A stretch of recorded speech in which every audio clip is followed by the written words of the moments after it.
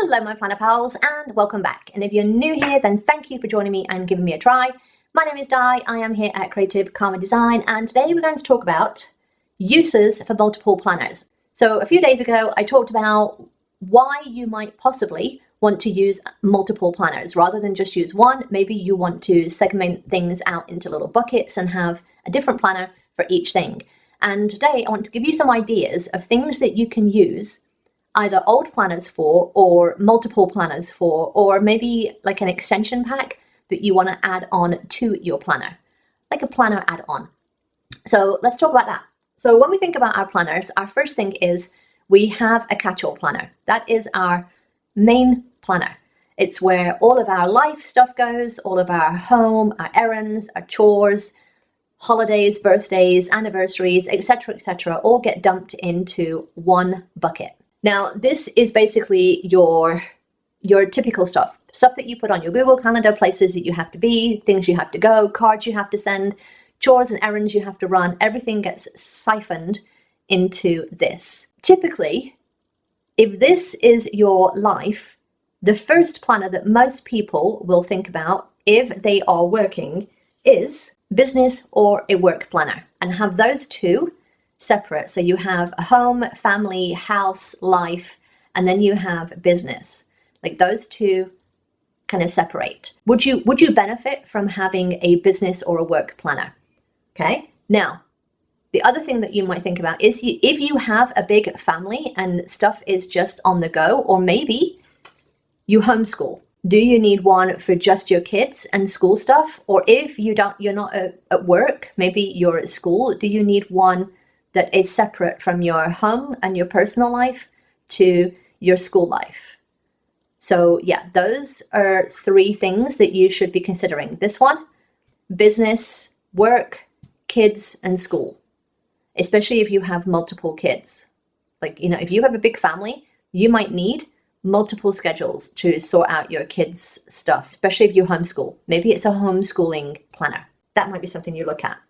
One of the other things that you think about is health, your health and your wellness. Now this, especially for me, I have a health and wellness planner because I suffer with a kidney disease. And yeah, if you have some kind of health issue that you're working through, maybe you want to track symptoms, maybe you're tracking your health, your weight loss journey or something, maybe that is a planner that you want to add to. And again, it might not be that you need a whole different planner. You might just need the extension pack and you just track something in health and wellness related inside your catch-all planner, and you just add a little bit extra at the back of your planner.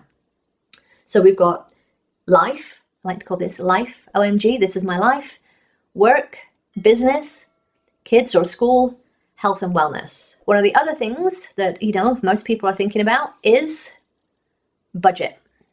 Now, I don't think many people need a whole planner dedicated to budget. Could you benefit by adding something in your planner that would work towards budgeting and stuff like that? I know a lot of people do like envelope stuffing, like the cash down, like working down their debt and stuff like that. Would that help you to have something in your planner or a specific planner just dedicated to your budget? So thinking about all of those things, maybe the other thing that you want to think about is goals. And there are specific planners that will just help you to work towards goals, whatever that is. Again, if it's weight loss, maybe you want to focus on your health planner. If it's budget or something like that, you want to get a budget planner. But if your goal is something else, maybe it's something you want to work on that's related to business, maybe it encompasses all of these, but maybe you have a specific section in your planner that is just for goals. Another use for your planner or another planner is spiritual. So maybe you want to work on your spiritual practice, and doing a daily practice or a weekly practice or something like that will help you on your spiritual or your faith journey. I personally track my tarot, and I have a tarot journal that I do for this, but that will be expanding in 2023. I know that Happy Planner does like faith journals, but another thing, and I've put it into its own bucket of hobby. Because some hobbies take a lot of work and involvement, depending on whatever that is. And one of the things that really kind of speaks to me on this is like creative hobbies like sewing, or maybe you have some kind of other hobby where you need to track things. Would having its own little home in a planner, and then just being able to be like, okay, when I'm in this, I am in hobby mode. I am in hobby mode in this planner. Would that help you? And it could be that you just have it as more of a inspirational area for your hobby. Maybe your hobby is dressmaking or sewing or whatever, or needlework, or I don't know, something. Like, I think as well of, for me, I like gaming. So I have maybe a section in the back of your planner that is just about your game. You know, the game that I play, for example, like every 3 months, there's a new expansion and it's called something different. And I put this kind of stuff, the dates will go in my catch-all, but the details go in my hobby section. Does that make sense? The dates go into here because I need to track that, but the details go into here. The details go into here. So the other one that I'm going to do, and I'm going to lump these together, is I'm going to do creative. And I'm counting that as a journal.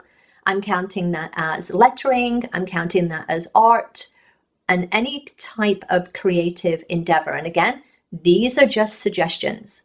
There are probably tons more that you can think of. And if you do, drop them in the comments down below, but something creative. This is a bucket that I will be exploring in 2023 a little bit more, because I have my journal in that bucket, but I will be putting art journaling in there and all kinds of other things in this bucket. If you have an old planner and you find one on sale, maybe in the upcoming year, maybe think about, would it help you to explore one of these little buckets outside of this? Would that help you? I hope this kind of showed you that there's not just one way to plan. You can plan whatever works for you. All right, I hope this helped. If it did, then give me a thumbs up. Don't forget to subscribe if you're not already, and I will see you next time, my planner pals. Bye. I will say, don't let anybody tell you that what you're doing is wrong. It's your planner. You do you. You do you. Your brain works differently. You do you. But don't let anybody tell you that your way is wrong. Your way is right for you. All right. Bye.